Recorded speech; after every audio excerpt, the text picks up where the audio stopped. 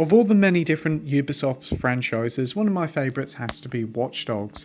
Ubisoft's urban open world action adventure hacking game. When it was first revealed all the way back in 2012, the game really did set the internet alight with this astounding reveal trailer that looked amazing and really did tease the next gen hardware quite good.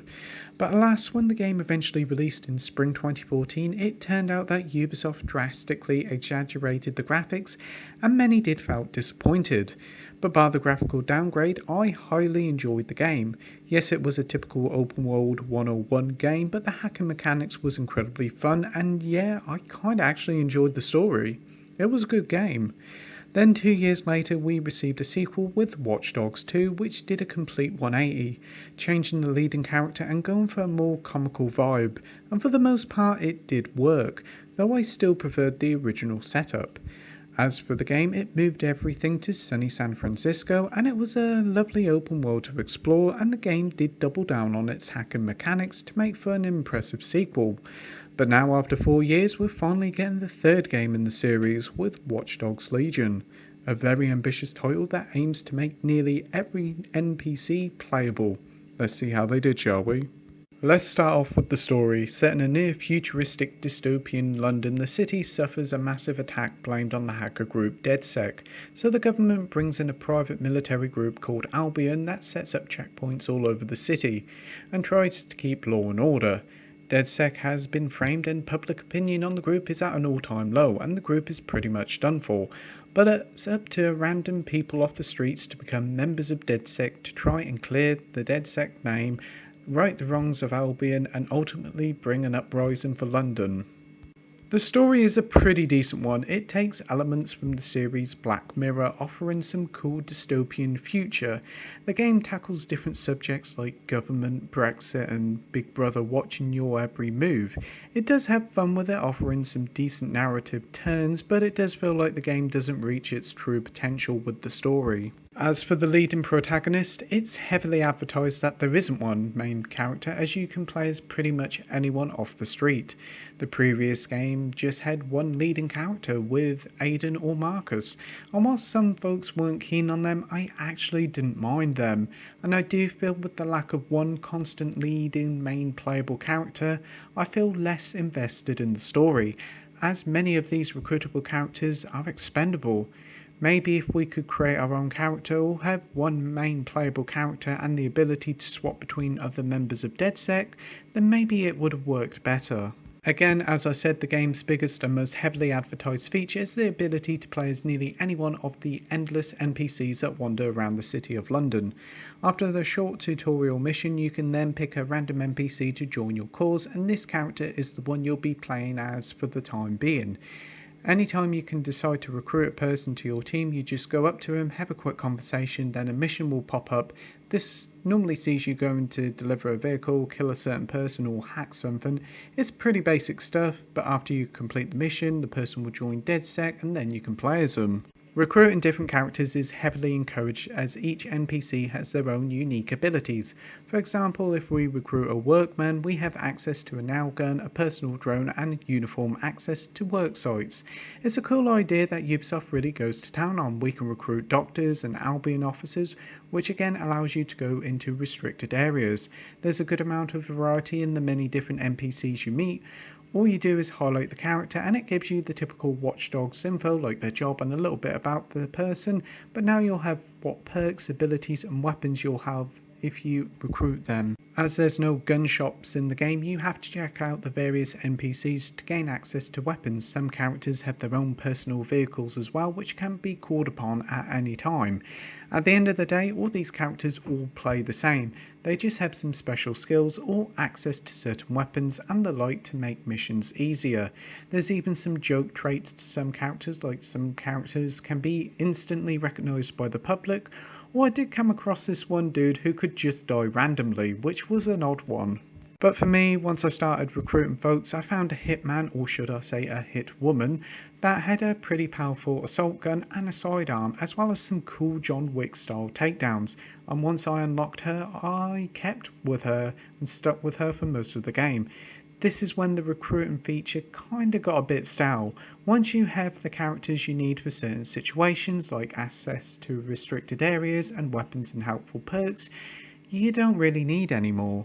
That being said, I start the game off with permadeath turned off, which was a bit foolish, as turning on permadeath really does make you feel a bit cautious with your character, because once they're dead forever.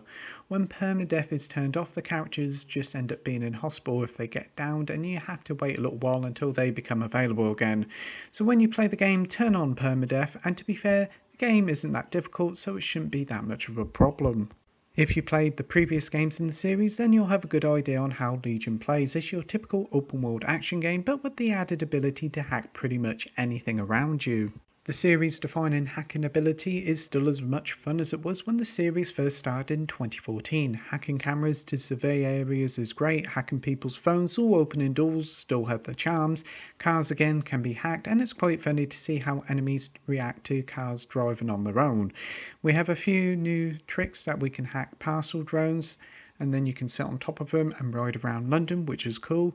Though for as much as hacking is fun, it kind of feels like there's less things to hack this time around, which is a shame. Missions are pretty much what you expect. Go into an area, kill some enemies, hack something to get data, or deliver a vehicle.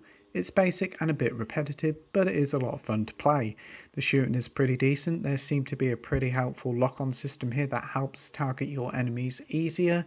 Each mission can be tackled in various different ways, but as I said before, once you find an overpowered character, you mostly stick with them. There's plenty of upgrades available, which are shared between all the members of DedSec throughout the world. You find upgrade points, and you can use these to buy stuff like stun guns, special drones, different hack abilities, and shock globes to do more damage. Long as you're keeping an eye out for these points, you'll be constantly unlocking new abilities to change the way you play. Most of the items and abilities have a few upgrades themselves, so you can do more damage and be more useful for you, which is great. As per usual with a Ubisoft open world game, there's a load of activities to do. Each borough is occupied and you have to turn it defiant by doing small activities like hacking info, killing a certain enemy, or finding evidence. There's also side stories which are entirely optional, and these are fun enough and do net you some nice rewards, and there's a few collectibles and mini-games as well to keep you busy. It's not over the top with things to do like the recent Assassin's Creed games, which is good. On to the length now, and Watchdogs Legion offers a pretty decent sized adventure. Following just the mainline story, you're talking about a good 15 to 20 hours depending on the difficulty and if you put permadeath on or off. If you want to aim for that elusive 100%, there's a decent amount of stuff here. As I said before, there's a load of side missions, open world activities to turn boroughs defiant, as well as a few collectibles and whatnot. To do everything, you're talking about a good 30 hours, which is pretty manageable to be fair. Note that there isn't actually any multiplayer as of yet, but Ubisoft has promised there will be a free update coming sometime in December that will include some multiplayer modes. These include free roam with up to 4 players, causing panic in the streets of London. We also have co-op missions as well as some PvP modes, so there seems to be a decent amount of content here to keep you coming back. Presentation wise now, and Ubisoft's vision of a futuristic London is fantastically designed. You have so many different and iconic London landmarks like Big Ben, Buckingham Palace, London Bridge and the Tate Modern. It all looks lovely, the many different streets are very well detailed with graffiti sprayed all over the place. The game does look great at times and the weather effects are very well done, especially at night with all the lovely neon lights. Character models are decent enough, though they still have that typical Ubisoft jankness about them. But like a typical Ubisoft game, there's plenty of technical issues throughout the many different versions of the game. There's plenty of glitches, some funny, some annoying, and some that hamper progressions, as well as some crashing on Xbox One and even on PS4 Pro, as well as some awkward character animations. As for the resolution, we have a 900p on base Xbox One, 1080p on base PS4, dynamic 4K resolution on One X, and around about 1620p on PS4 Pro. On all the consoles, the resolution is dynamic, which is kinda expected on how far it does push the older consoles. As for the frame rate, it's 30 FPS across the board, whatever console you play it on, but the base consoles do struggle with the drops to the early 20 FPS. As for the Pro and the One X, it's pretty much a stable 30 FPS throughout, though there is a small drops here and there. On to next gen now, and with the PS5 and the Series X and S coming so soon, hopefully we'll see some improvements to the resolution and frame rate, and the game's lengthy load times on current gen hardware will hopefully be abolished on next gen. But what we'll actually get on these consoles is still kinda up in the air until we get our hands on them. But if you bought the game on current gen consoles, you will get a free next gen upgrade for both consoles, so that's great news. The Watchdogs franchise always had a decent little soundtrack with its previous games, and yes, we do get a licensed soundtrack here with a decent mix of tracks ranging from London rap stars Stormzy, who actually has a cameo, Blur, Fatboy Slim, and even the Three Lions songs that always pops up every 4 years when the World Cup's on.